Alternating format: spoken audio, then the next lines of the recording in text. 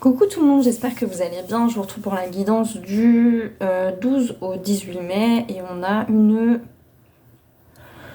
lunaison lundi, mais je n'ai pas regardé parce que franchement, est-ce que ça change quelque chose? Soyons d'accord. Non, j'ai pas regardé en vrai. Je crois que c'est une. Est-ce que c'est une pleine lune? Je ne sais plus. Enfin, bref, c'est pas grave. Écoutez, il y a en tout cas une lunaison qui nous arrive.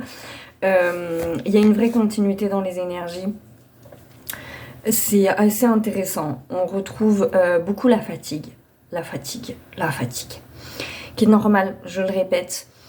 Tout ce qui va être fatigue, douleur. Il y a beaucoup de gens qui expérimentent des douleurs physiques, de la fatigue, qui tombent malades, etc., etc. Je le répète une dernière fois, mais vraiment, c'est normal. C'est normal parce que ça bouge énormément. Que je rappelle que tous les changements qu'on est en train de vivre, on les vit dans nos corps au niveau cellulaire. Et en même temps, on a un réveil de l'âme très important avec un réveil du coup d'un ADN spirituel très important. Donc c'est logique en fait de ne pas être bien.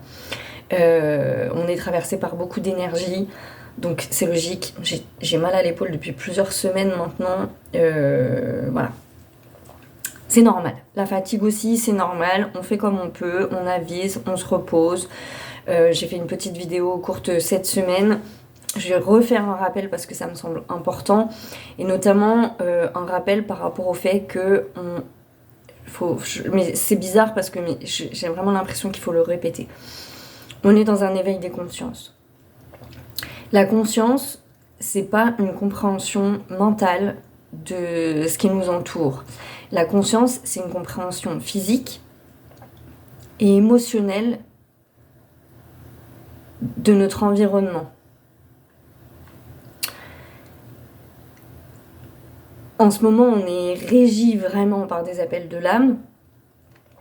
L'âme, je rappelle, c'est votre partie supérieure, la partie à l'intérieur de vous qui est le plus connectée à Dieu, à l'univers, à la source, peu importe le nom que vous lui donnez. À partir de là, je vois encore beaucoup trop de gens, mais beaucoup trop, qui sont régis, qui ont des appels de l'âme, mais qui sont constamment dans l'ego.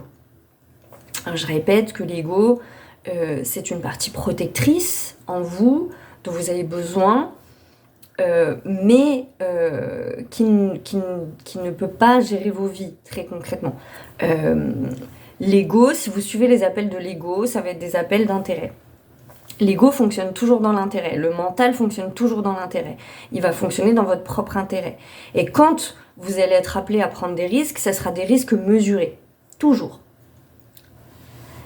Les appels de l'âme, c'est très important. Les appels de l'âme, quant à eux, vont vous pousser à prendre des risques absolument non mesurés. Mais vraiment. Voire même à vous mettre en insécurité. Et ça, je vois beaucoup de personnes le sentir, sans même être en capacité de le formuler d'ailleurs, mais être en capacité de le sentir. Et donc forcément, entre l'insécurité et le confort et la sécurité de l'ego, c'est pas très compliqué. L'être humain va toujours vers la solution de facilité et vers la solution de sécurité. Toujours, c'est hyper humain. Sauf que là, ça sert à rien et que ça n'est pas utile. Donc, c'est important de remettre ces choses-là en place. Et la dernière chose, c'est les lignes de temps qui bougent très, très, très, très fortement.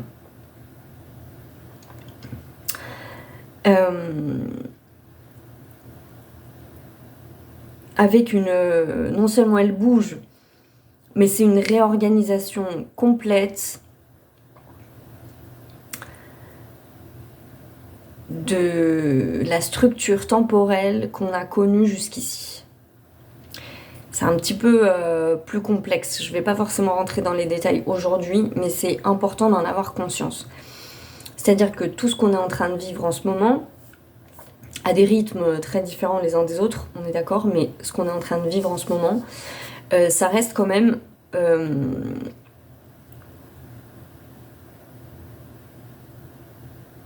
comment dire?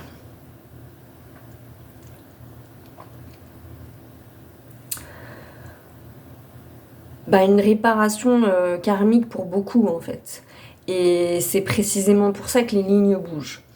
Ça peut se manifester par plusieurs symptômes, et là ça ressort dans la guidance de la semaine. Un des symptômes majeurs, j'ai envie de te dire, en dehors de la fatigue et des symptômes de maladie, ça va être surtout un espèce de truc à l'intérieur qui nous... Il y a des choses qu'on supporte vraiment plus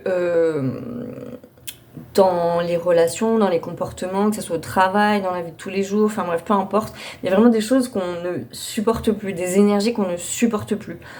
Et il y a aussi une notion très forte de nourrir tout ce qu'on a envie de nourrir, qui nous fait plaisir, qui nous fait du bien. Moi je le vois en ce moment, vous allez trouver ça débile, c'est pas grave, de toute façon on s'en fout, mais je regarde énormément de dramas chinois et coréens en ce moment, qui me font beaucoup de bien parce que j'y reçois beaucoup de compréhension, beaucoup d'informations, bref, voilà. Et bon, je sais pas comment font les Asiatiques, mais vraiment,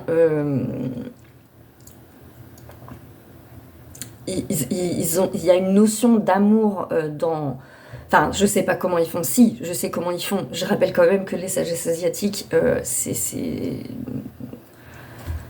bah, c'est la base quand même. À un moment donné, on peut pas par la porte ou par la fenêtre, hein. Peu importe la religion qu'on a, faut quand même bien se dire qu'ils sont porteurs d'une sagesse ancestrale importante, par laquelle, franchement, on est obligé de passer, hein. Pas, je suis désolée, mais ils sont porteurs de sens quand même.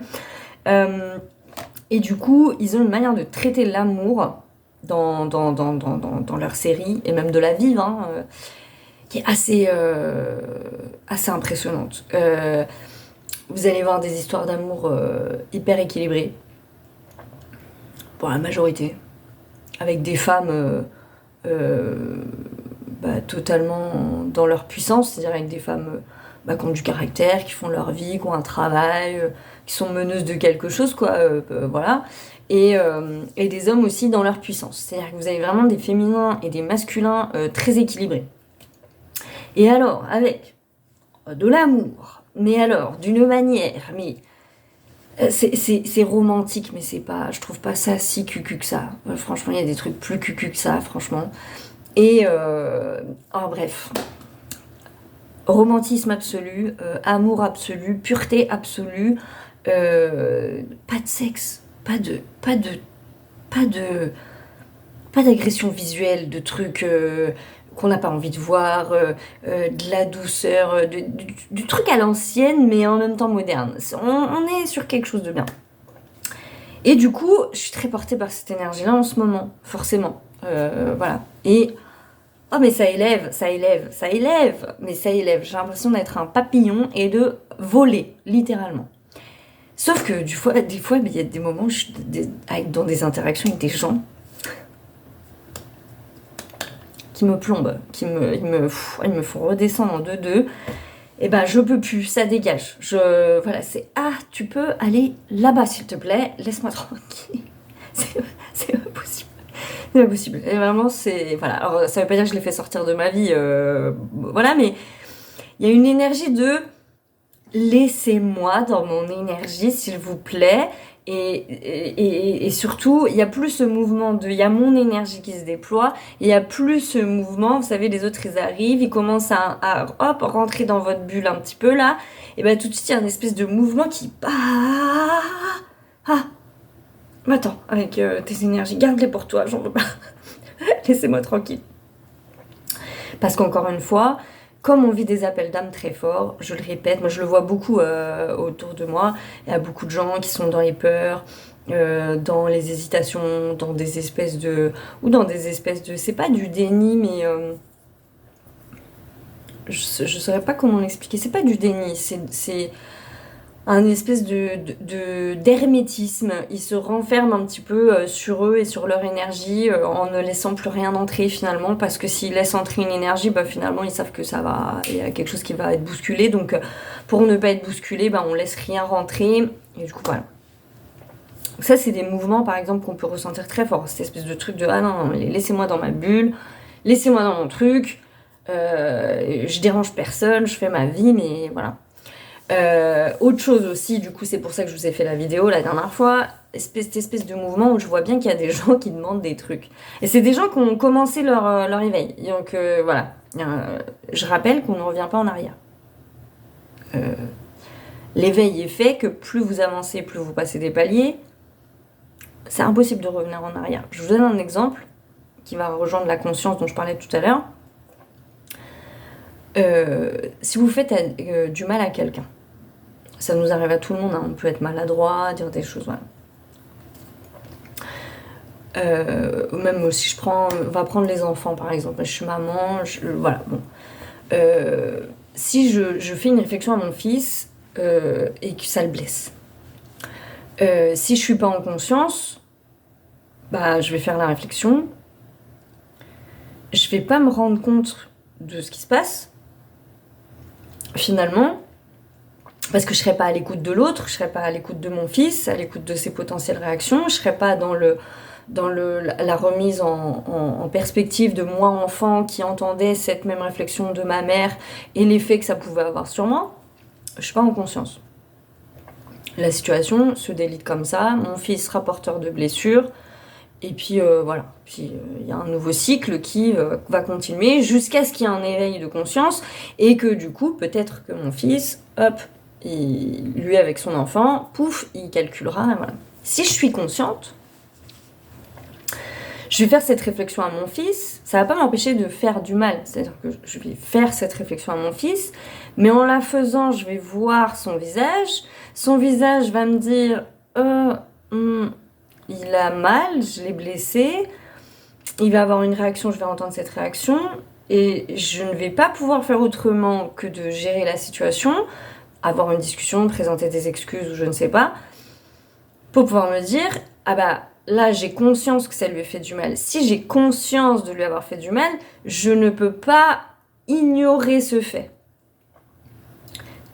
Essayez de vous mettre en perspective, c'est très difficile d'ignorer sa conscience. Quand vous faites du mal à quelqu'un, si vous en avez conscience, c'est très difficile, hein. Faut être costaud mentalement pour se dire je t'ai fait du mal, je m'en bats les couilles et je continue ma vie. C'est très difficile. En général, la première réflexion qu'on se fait quand on fait du mal à quelqu'un et qu'on en a conscience, c'est de regretter et d'être désolé et de se dire merde. Ah mince, alors comment je peux rectifier le tir? Mais la conscience, ça fonctionne pareil de manière générale. Il n'y a pas de retour en arrière. Quand vous avez conscience, si vous montez en conscience sur les animaux, c'est impossible de faire du mal à un animal. C'est impossible, ça va pas marcher. Voilà. Si vous n'êtes pas en conscience, vous aurez donc pas conscience que l'animal peut souffrir, donc vous serez potentiellement beaucoup plus apte, entre guillemets, à le faire souffrir d'une manière ou d'une autre, parce que pour vous, il ressent pas la douleur, par exemple. Donc du coup, vous pouvez lui cogner dessus à bras raccourcis, il sent rien. Mais si vous avez conscience que l'animal ressent de la douleur, ça devient vachement plus compliqué d'être violent quand même. C'est pas impossible, mais c'est plus compliqué. Il n'y a aucun retour en arrière. Donc dans la vie, quand vous montez en conscience sur des choses, on ne peut plus revenir en arrière. C'est d'ailleurs aussi beaucoup ça qui crée de la souffrance chez les gens, parce que, je le dis souvent, bienheureux, on dit, je sais plus ce que c'est le proverbe, c'est pas bienheureux sont les imbéciles, mais il y a une phrase comme ça là, qui dit un petit peu cet esprit-là. C'est-à-dire que si on est conscient de rien, on vit très bien en fait. Par contre, dès qu'on monte en conscience dans la vie, tout d'un coup, on se rend compte vraiment que chacun de nos actes, chacune de nos pensées, chacune de nos actions a une conséquence dans la matière. Que ça soit sur nous ou que ça soit sur l'autre. Tout ce que je vais dire, tout ce que je vais penser, tout ce que je vais créer avec mon esprit, ça, une fois que c'est monté, c'est mort. Il n'y a pas de retour en arrière. Sur un chemin spirituel, on ne fait que monter en conscience. Donc par des paliers, il y en a plein, hein, des paliers, des sous-paliers, des sous-sous-paliers, bref, ça monte, ça monte, ça monte, ça monte. Il y a des pauses à des moments, puis des fois on les fait volontairement, ces pauses, parce qu'on en a besoin, mais il n'y a jamais de retour en arrière. Jamais. C'est mort. N'essayez même pas, ça n'existe pas, hein, de revenir en arrière. Bah ou alors faudrait devenir amnésique, quoi, je sais pas, mais sinon non, c'est pas possible. Donc, du coup, c'est très important, parce qu'en ce moment, ce qui se joue beaucoup quand même chez les gens autour de moi, c'est surtout ça que je vois, c'est un espèce de... Le mouvement énergétique est immense, immense. J'ai pas les mots pour le décrire. Donc effectivement, en fonction de notre sensibilité, en fonction de notre histoire, en fonction de pas mal de choses, eh ben... on reçoit ces énergies un petit peu différemment. Il n'y a aucun retour en arrière. Il n'y a vraiment aucun retour en arrière possible. Donc en fait, on se rend compte assez rapidement que de toute façon, on n'a pas le choix, on ne peut que continuer de marcher et de faire un pas vers l'autre en avant. Et je vois beaucoup de gens en ce moment qui rencontrent des problématiques diverses, beaucoup au niveau du travail, assez bizarrement. Des blocages, je sais pas, des gens qui cherchent... ces derniers temps, j'ai eu beaucoup ça. Je cherche une secrétaire, je cherche un jardinier, je cherche... voilà. Mais d'être dans des schémas où j'ai peur de pas faire le bon choix, mais vers où je dois me diriger, vers quelle personne, vers quel lieu, voilà. Et du coup, normal, parce que c'est une problématique profondément matière, hein, j'ai envie de vous dire. Je cherche un collaborateur, je cherche un moyen de réaliser ce projet, tel ou tel projet. Et moi, ça me fait sourire parce que je vois les situations de l'extérieur, donc c'est beaucoup plus facile pour moi.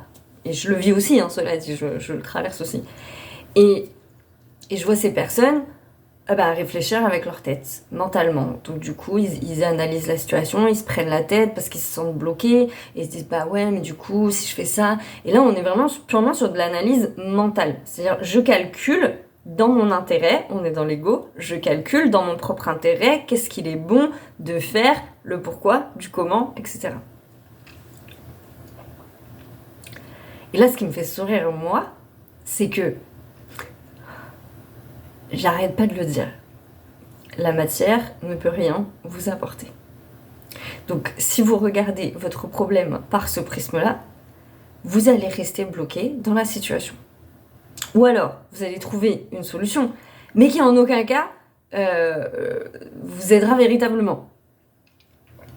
Parce que ce qu'on vous demande, ce qu'on nous demande à tous, hein, tous, c'est d'aller régler nos problématiques à partir d'un autre espace. À partir de l'espace de notre âme, et non pas de notre ego. Et notre âme, elle est connectée à un plan supérieur. Elle est connectée à Dieu, au divin, toujours vous utilisez les mots que vous voulez. Et assez bizarrement, il s'en tamponne le coquillard de ce qu'on veut et de notre intérêt. Vraiment. Non pas notre intérêt, de notre intérêt personnel, de notre intérêt égotique. Je rappelle que l'ego, lui, il n'a pas une vision supérieure. C'est-à-dire que lui ne va pas voir... La conscience, c'est une globalité. D'accord ? Ça va prendre... La compréhension de la conscience est englobante. Elle englobe absolument tout. C'est ce que je vous disais tout à l'heure. On arrive sur Terre, on a conscience d'être un petit humain, ok, je suis là. Et puis tout d'un coup, votre conscience, elle s'ouvre à un autre champ. Elle s'ouvre à l'altérité. Ah d'accord, il y a d'autres êtres humains sur cette planète, il va falloir que j'interagisse avec eux. Et puis, oh là là, il y a des animaux aussi. Ah, puis ils ont des sentiments, ils ont des émotions. Et ça englobe le monde animal. Et après, on se rend compte, oh mais il y a des plantes. Et ah, les plantes et les arbres. Ah d'accord, mais en fait, ils peuvent ressentir aussi. Et ils ont besoin d'amour, et hop, on s'ouvre à la conscience, etc., jusqu'à ce qu'on ait une conscience du grand tout. Et dans ce grand tout, il y a des intérêts supérieurs, qui fait que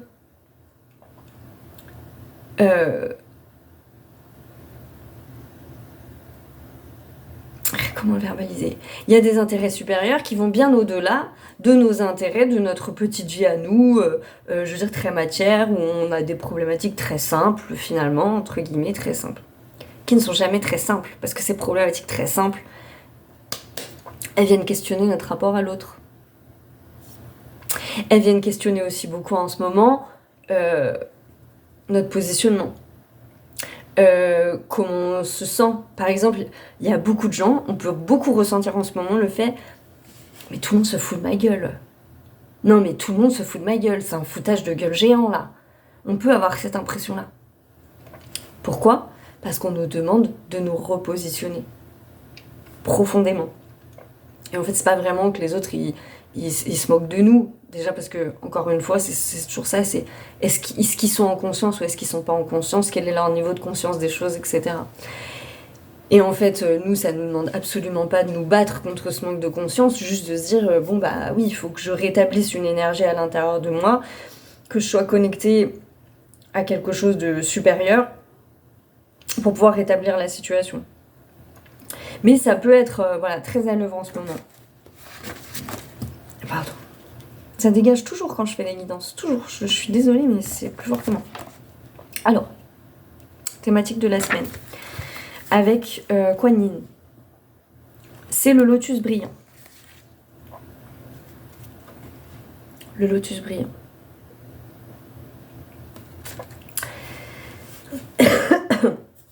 Et le lotus brillant, il nous appelle fortement à dire les choses. Et c'est vrai que je me suis surpris en ce moment. Alors j'ai toujours été spontanée, mais c'est vrai que ces dernières années, je me suis rendu compte, notamment avec certaines personnes, que j'étais plus si spontanée que ça parce que je cherchais à préserver l'autre. Et là, je suis en train de récupérer une espèce de forme de spontanéité qui est, ma foi, assez agréable. Alors peut-être pas pour les autres, j'en sais rien, mais pour moi, qui est assez agréable et qui amène une certaine forme de fluidité aussi. Et cette carte, elle vient vraiment nous dire ça.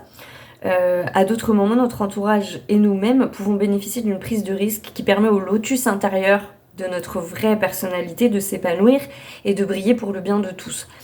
Et là, c'est vraiment ça. C'est-à-dire à partir du moment où tu es connecté à cette âme, à ce désir supérieur, mais ne retiens pas ta bouche, quoi. Vraiment, ne la retiens pas, dis les choses, sois présent et parle quoi qu'il arrive. Enfin, parle. C'est pas forcément d'ailleurs du verbal, mais sois toi-même quoi qu'il arrive. Il y a vraiment cette notion. Donc, je vais vous lire la carte en vrai. Restez-vous en retrait dans votre coin spirituel, ami très cher. Il est parfois plus sage d'éviter de partager vos pensées et sentiments à propos des croyances et d'autres sujets personnels en attendant que tout soit clair dans votre esprit. Cependant, il est des moments où le fait de taire vos vérités profondes ne vous protège plus, mais vous empêche de vivre votre destin divin, d'allumer la lumière du lotus de votre âme et d'avancer sur votre chemin de vie, parce que souvent, c'est quand même très lié. Cela ne signifie pas que vous ayez à faire une annonce publique, sauf si votre cœur le désire, mais cela suggère que vous partagiez quelque chose à ce sujet ou que vous ouvriez davantage aux confidences en général. Cela peut prendre la forme d'une conversation avec un proche à propos de sentiments importants que vous avez gardés pour vous ou d'un début d'ouverture sur vos croyances et vos capacités. Dès que vous dégagez cette énergie de partage, vous attirez magnétiquement dans votre vie des âmes de même nature qui vous encouragent à progresser dans ce sens. N'ayez pas peur si ce sont celles qui semblent défiées ou menacées par vos croyances. Ces personnes n'ont pas à partager vos idées pour que vous et elles soyez aimés et en sécurité sur votre chemin spirituel. Vous pouvez tous retirer du grand bienfait à rester fidèle à votre cœur et en même temps rester ouvert au fait que les autres possèdent leur propre vérité, différente de la vôtre, car tout est bien ainsi. Vous n'avez pas à convaincre les autres ni à vous laisser fléchir, et pour cela, il suffit d'écouter votre cœur. Donc voilà, ne pas garder les choses en retrait, laissez briller librement la lumière du lotus de votre cœur et de votre âme, et soyez indulgents sur le fait que vous avez le droit d'avoir votre propre vérité et de l'exposer et que les autres puissent en avoir une différente, bien évidemment. De toute façon, si elles doivent résonner, elles résonneront à un moment donné. J'ai jamais été aussi connectée à la notion de destin. C'est impressionnant. C'est-à-dire que là, vraiment, confie à Dieu, quoi. Moi, tout ce qui me pose problème, je le confie à Dieu. Et après, je me positionne. Mais je le confie. Et c'est lui qui décide, c'est lui qui fait le reste. Donc ça, c'est important. Cette semaine, et c'est même pas cette semaine d'ailleurs, c'est vraiment, même pour les mois à venir, ça va être encore plus important. Encore plus important de laisser tomber les masques, d'arrêter de se positionner pour faire plaisir aux autres, d'arrêter de se mentir à soi-même. Toutes ces notions-là vont être de plus en plus pressantes, voire oppressantes dans certains cas, si on est en résistance. C'est vraiment... J'ai un je m'en foutisme en ce moment, je m'en fous, mais c'est royal, vraiment, c'est impressionnant. Et en même temps, c'est vrai, vous voyez bien, je suis en retrait un peu sur Pluméange. J'ai besoin en ce moment d'être dans ce retrait, parce que ça me permet de nourrir quelque chose. Et on a besoin là de nourrir quelque chose à l'intérieur de soi. Je l'ai dit, je sais plus si c'était la semaine dernière ou la semaine d'avant, il y a vraiment cette notion de... le temps n'est plus pour les tièdes, quoi. On peut plus être en demi-teinte, choisir mais pas choisir, toutes les énergies de j'ai le cul entre deux chaises, tout ça, ça marche pas, en fait, ça marche plus. Vous pouvez rester dans cette énergie, mais il y a de très fortes chances qu'à un moment donné, vous soyez dégagé de votre chaise pour choisir à un moment donné. C'est vraiment... et c'est ça qui est formidable. En vrai de vrai, c'est ça qui est formidable. Parce que quand on arrive à avoir ce lâcher prise, tout d'un coup on se rend compte à quel point il y a une intelligence supérieure qui vient et qui œuvre. Et plus parce que vous avez parlé finalement, mais parce que les choses elles doivent être. Et ça, c'est du petit lait. Mais vraiment, c'est du petit lait. Cette connexion qui se fait juste par le simple fait d'accepter. D'accepter que, ok, d'accord, c'est pas mon ego et mes désirs qui décident. Ça commence juste par là déjà. Dire que ce n'est pas mon ego et mes désirs qui décident. C'est quand même... non, c'est fort, c'est fort. C'est vraiment fort. Donc pour le début de semaine, on a le 3 de denier en premier. Le 3 de denier. Et cette carte, du coup... Le 3 de denier, ici. Ah oui, j'ai utilisé, pardon. Donc, pour la thématique de la semaine, Kuan Yin de Alana Fairchild. Et pour la guidance de la semaine, le tarot des fées et des créatures enchantées de, je me rappelle jamais de son petit nom, Francesca Matteoni et Otto Gabos. Et là, cette carte, elle vient nous dire « La pierre détient un secret qui peut être copié et rester pour toujours. Elle porte les marques du travail, de l'imagination sacrée, qui permettait aux peuples anciens de parler avec les astres en disposant de grosses pierres dans la nature. Quand les humains ont oublié, les lutins sont apparus pour préserver cette connaissance de la magie. Dans le 3 de denier, ils travaillent ensemble, chacun offrant ses qualités. Il y a ceux qui encouragent, ceux qui sculptent, ceux qui donnent du rythme. Leurs noms sont absorbés dans le travail, se transforment en une inspiration qui touche les observateurs et les pousse à participer. Partagez vos connaissances, chantent-ils ensemble, vos réalisations ont besoin des autres pour resplendir. Il y a vraiment cette notion, donc on retrouve la notion de partager, on retrouve la notion de dire, d'exprimer, on va le dire plutôt comme ça, d'exprimer quelle que soit la forme, sa vérité, son monde, son univers, son âme, pas son ego, son âme. Et déjà, faut différencier bien les deux, mais c'est super important, Parce que le problème, c'est que la matière... moi je le vois parce que sur les problématiques les plus simples comme là, les problématiques que j'ai énoncées tout à l'heure, je cherche une secrétaire, je cherche un collaborateur, je cherche... on n'a pas le réflexe d'utiliser la spiritualité. Ou alors on va prier, mais au final on va juste prier. Mais une prière, elle est suivie de plein d'autres choses en fait. Dans une prière, déjà il faut du lâcher prise, se lâcher prise de l'ego, parce que si vous priez... Dites Seigneur, je vais être dirigé vers le bon endroit, la bonne personne. Mais si après dans votre quotidien vous êtes dirigé par votre ego, il ne peut pas y avoir de réponse à la prière. C'est comme si vous n'étiez pas branché sur la bonne fréquence, en fait. Donc du coup, c'est pas que l'univers veut pas vous répondre, c'est qu'il n'y a pas de correspondance. Donc en fait, la réponse, elle viendra, mais elle vous atteindra plus difficilement déjà. Et puis ensuite, elle sera pas aussi satisfaisante. Ou alors, elle va venir, et puis vous aurez le réflexe de la balayer. Genre, ah bah non. Bah non, c'est pas ça que je demandais, moi je demandais ça. Parce que votre ego, lui, il a décidé que ça devait prendre cette forme-là. C'est pour ça que c'est très important déjà là de différencier l'ego et l'âme. Qu'est-ce qui émane de mon âme? Mon âme. Mon âme, connectée à un destin supérieur. Peut-être que, même sûrement, et c'est ce que je vous ai expliqué plein de fois sur le pluméange, je voulais pas me montrer, je voulais pas faire ces vidéos. Je voulais pas parce que je voulais pas m'exposer. Bon bah il s'avère qu'en m'exposant, voilà, c'est ce que je disais. Mon âme m'a demandé de faire quelque chose que mon ego n'aurait jamais accepté. Jamais mon ego aurait accepté de faire ça. Jamais mon ego aurait dit Morgane, tu vas être médium. Jamais mon ego il aurait décidé ça. Parce que mon ego, lui, il voulait un travail bien rangé, une vie pas compliquée, une maison, un chien. Ah bah j'ai le chien. Mais voilà, il voulait ça.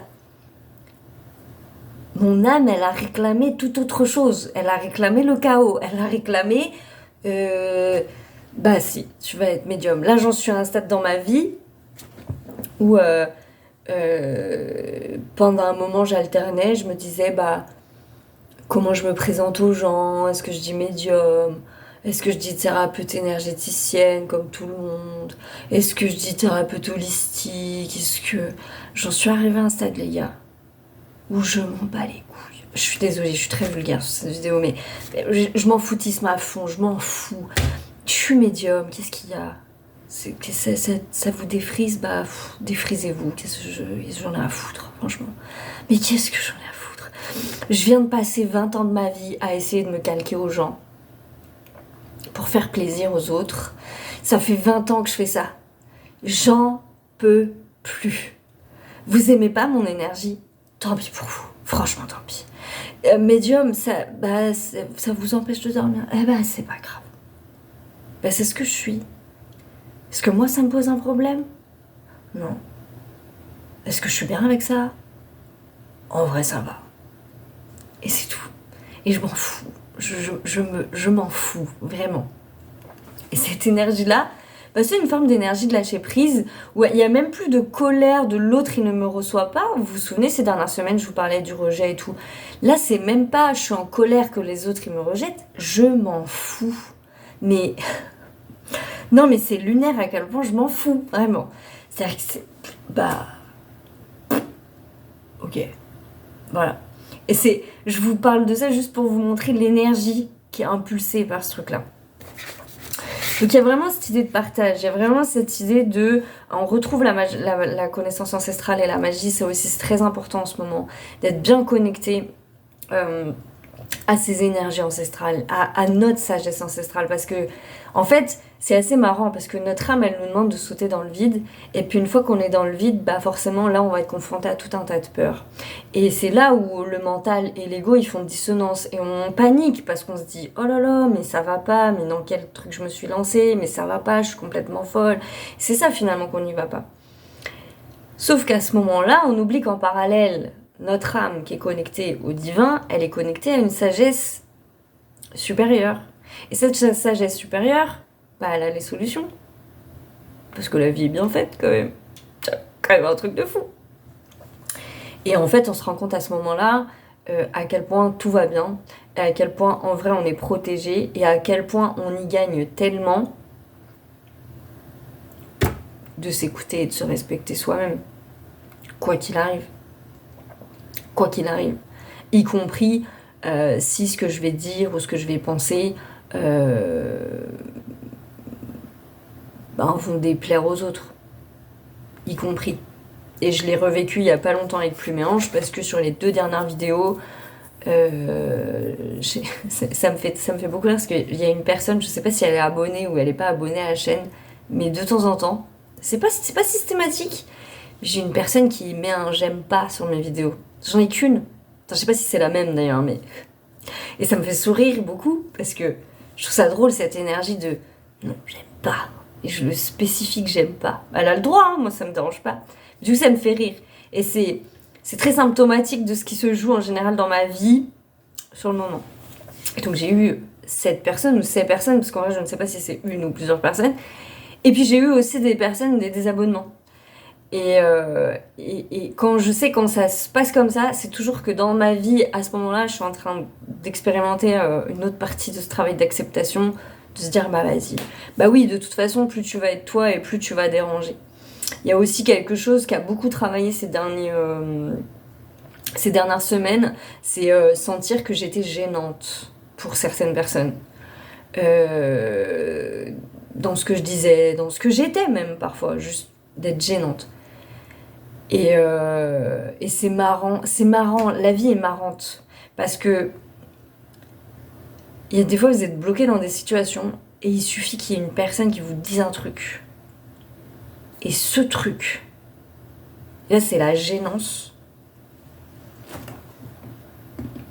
ça va déclencher un mouvement de libération, mais alors comme jamais.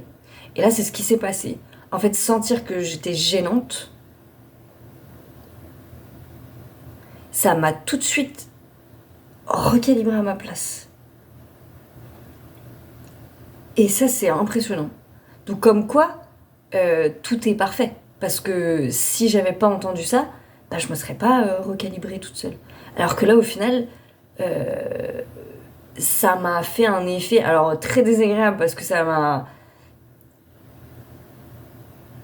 a créé à la fois du dégoût et de la colère, un espèce de mélange comme ça, et je me suis dit, mais... Attends. On va remettre l'église au milieu du village, là, parce que là, ça va pas du tout. Moi, gênante, moi. Ok, d'accord. Et ça a tout recalibré. Et depuis, bah, je suis vraiment dans cette énergie de je m'en fous. Parce qu'en fait, je sais très bien que quand on me dit ça, c'est pas moi le problème. C'est pas moi qui suis gênante. Moi, ce que je fais, c'est que ma présence, même, te montre un paradoxe. J'ai toujours fonctionné comme ça dans l'amitié, ça a toujours été un de mes plus gros problèmes. Enfin, un de mes problèmes entre guillemets, mais c'est ça. Donc oui, bah forcément que c'est gênant, en fait. Forcément. C'est évident. Mais c'est pas moi qui le suis. C'est des paradoxes qui le sont. Et là, ça recalibre et je récupère une énergie, en fait. Et c'est formidable. Je récupère cette énergie. Et du coup, je suis vachement plus en accord avec moi-même. Et de cet espace infime de colère et de... En mode... attends, pardon. Excuse-moi, j'ai pas bien compris. Bah, il y a un espace de paix qui arrive. Parce que tu te dis... ah, mais attends, parce qu'en fait, j'étais en train de me prendre la tête pour rien. En vrai, il n'y a pas de problème, finalement. Il n'y a pas de problème, il y a juste de l'acceptation. Et puis c'est cool, quoi. C'est cool. Donc voilà, en début de semaine, ça parle de ça.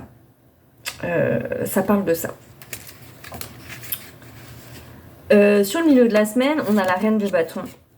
Et la reine de bâton, elle vient nous parler vous savez, on retrouve, j'étais déjà tombée sur cette carte, c'est la mère, la guerrière. Mab est invulnérable, originale et pleine de ressources.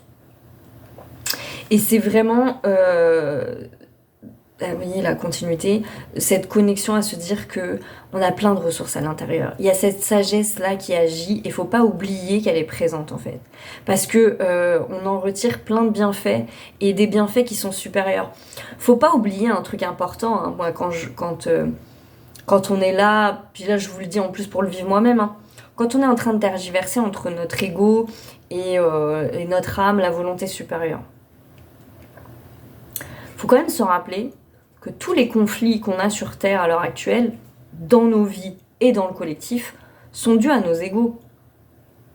Faudrait pas l'oublier ça. Et que l'espace de paix, en fait, et l'espace de paix dans nos vies à l'individuel et dans le collectif, ben, ils émanent de l'âme, en fait. Et plus on va être nombreux à écouter notre âme, donc une volonté supérieure, et plus on aura de paix dans nos vies et dans le reste, en fait. Alors, bien évidemment qu'écouter son âme demande beaucoup de courage. Beaucoup de courage. C'est une évidence. Et quand vous êtes dans cette écoute de l'âme, on se le disait l'autre fois avec Eric il n'y a pas longtemps là, mais remerciez-vous de ce courage. Parce que tout le monde ne l'a pas. Et que... Enfin, tout le monde ne l'a pas. C'est faux d'ailleurs. Tout le monde l'a. Mais c'est plus facile de se dire qu'on ne l'a pas.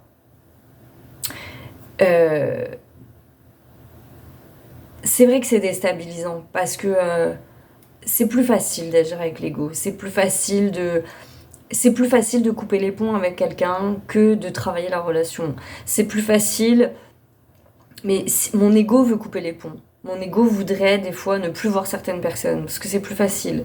Mon âme, elle réclame autre chose parce qu'elle est connectée à un destin supérieur, une destinée supérieure qui, elle, sait des choses que moi j'ignore. Et c'est déstabilisant. Il faut être courageux. Ça nous demande beaucoup de lâcher des fausses croyances, ça nous demande de lâcher des peurs, ça nous demande de suivre des chemins étonnants. C'est vrai, on peut pas l'enlever ça. Mais ça nous amène aussi à une vie grandiose, à une vie d'amour véritable, de connexion véritable. Donc, si vous mettez dans la balance, je suis pas sûre que la voie de l'ego soit si confortable que ça. Je suis pas sûre.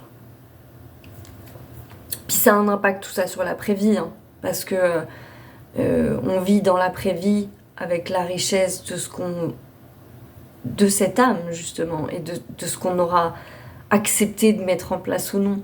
Et ça aussi, c'est être connecté à son âme, c'est avoir conscience que je suis pas juste Morgane dans cette vie terrestre qui a un enfant, un chien et qui a cette vie-là. Je suis beaucoup plus que ça. Et quand je vais mourir, je vais vivre d'autres choses. Et là encore, une fois que vous avez la conscience de l'après-vie, c'est difficile, c'est impossible. Non, c'est pas possible de revenir en arrière, c'est pas possible. Il y a toujours quelque chose qui vous ramènera tout à l'heure, de toute façon. Donc du coup, voilà. Et alors pour la fin de semaine, j'adore la carte de la fin de semaine. Mais un gros kiff. Elle est trop belle. Enfin, j'aime trop l'énergie. Vous avez la baleine 10 de coupe avec un arc-en-ciel, s'il vous plaît. Oui, j'ai 4 ans et j'aime les arcs-en-ciel. Qu'est-ce qu'il y a ? Avant la terre, il y avait l'eau. Sur l'eau tombait la pluie, créant des arcs-en-ciel sans fin. Les énormes baleines chantaient, s'appelaient à travers les océans, établissant entre elles des liens maternels. Lorsqu'elles venaient respirer à la surface, les fées du sel et de l'écume sautaient sur leur queue et recueillaient la beauté pour les temps à venir. C'est pas beau, franchement ? Les baleines n'ont pas oublié, elles ont mené le groupe avec une affection mutuelle. Le 10 de coupe est la carte de l'intelligence émotionnelle, une qualité que possèdent les cétacés puisqu'ils considèrent toute relation importante comme une bénédiction. Quand il apparaît, nous voyons la grâce d'être flexible, aimable et irremplaçable. Et les baleines, pour moi, c'est vraiment la signification justement de la sagesse ancestrale. On a l'arc-en-ciel qui est véritablement le pont de connexion entre le ciel et la terre. Et cette notion de considérer les relations comme des bénédictions, parce que c'est ce que je vous disais là, de cet espace où on me fait comprendre que je suis gênante dans ce que je suis, bah c'est sûr que ça fait naître de la colère parce qu'en fait je vois bien qu'on me comprend pas, en fait on comprend pas mon univers, on comprend pas ma personne et du coup ça me fait vivre l'énergie du rejet. Et en même temps je peux que être dans la gratitude finalement de ce qu'on m'a dit parce que ça m'a vraiment permis de récupérer quelque chose et d'arrêter d'être dans cette espèce d'espace karmique là où j'ai passé ma vie entière à essayer de faire plaisir à l'autre en me conformant à ce qu'il attendait de moi en fait. Mais je m'en fous de vos attentes en fait. Je m'en fous. Surtout qu'en plus, pour être très honnête, je vois bien quand je côtoie les gens que ils sont pas toujours connectés à leurs âmes quoi. Donc des fois je me dis mais tu me dis que tu veux un truc mais moi je la vois la dissonance. Et du coup, quel impact ça a vraiment sur moi, finalement ? Aucun, en fait.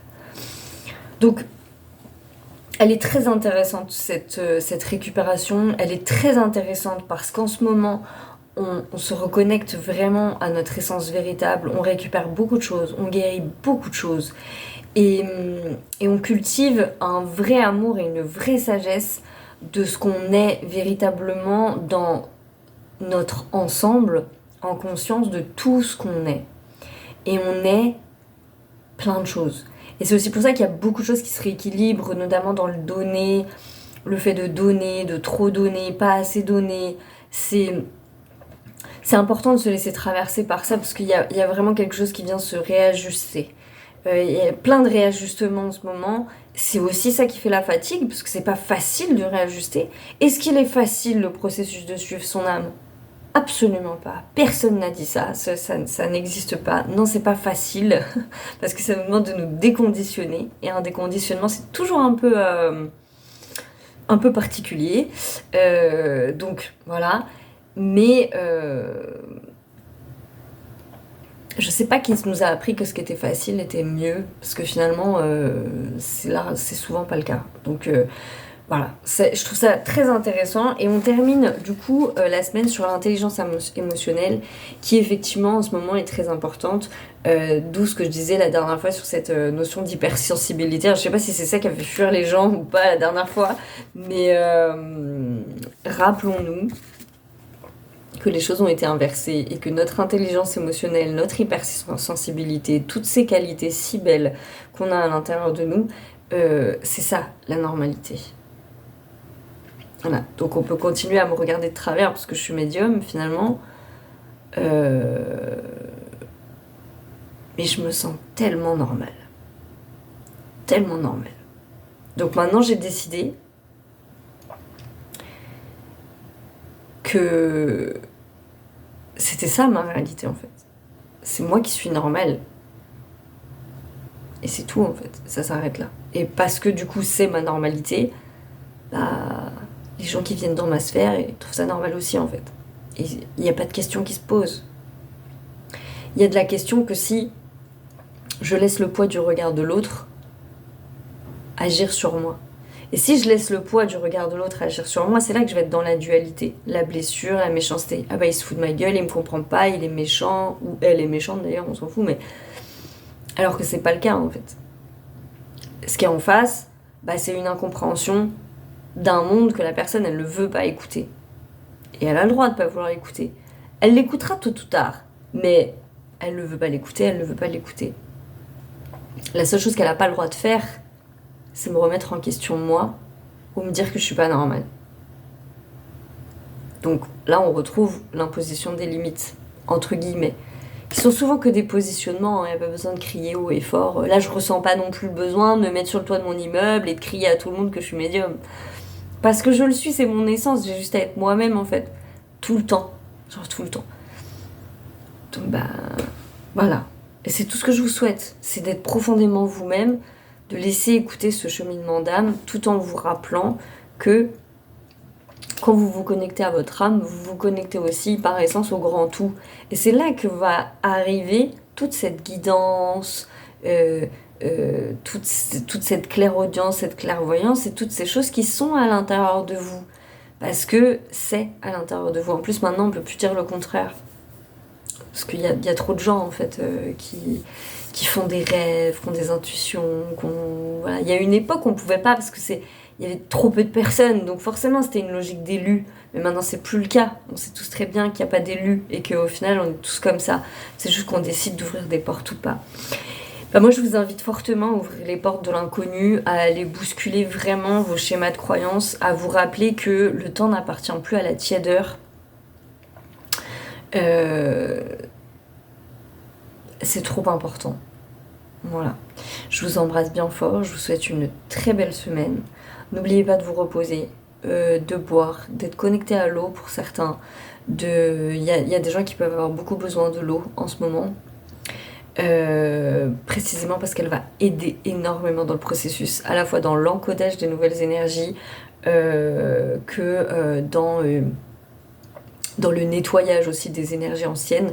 Je me suis surpris à être très connectée à l'eau Et voilà, donc des piscines, des bains, des... Voilà, faut vraiment, si vous avez... et si vous avez un peu de lourdeur aussi, ça peut énormément, énormément vous aider, parce que ça va vraiment permettre... Je rappelle que l'eau, c'est un conducteur, et que elle permet vraiment de...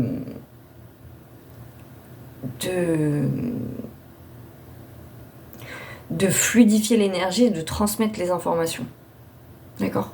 C'est vraiment important d'en avoir conscience. Pour ça aussi, ne faites jamais de rituels ou de choses comme ça dans l'eau sans conscience, parce que c'est un conducteur, c'est une véritable porte aussi, l'eau, au même titre que les miroirs, que voilà.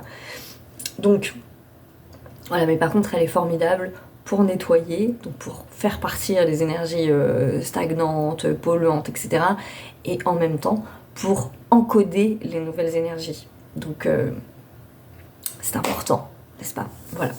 Je vous embrasse bien fort. Belle semaine. Prenez soin de vous. Reposez-vous. Et soyez des lotus brillants, finalement. Voilà, c'est tout ce qu'on vous demande. Je vous embrasse.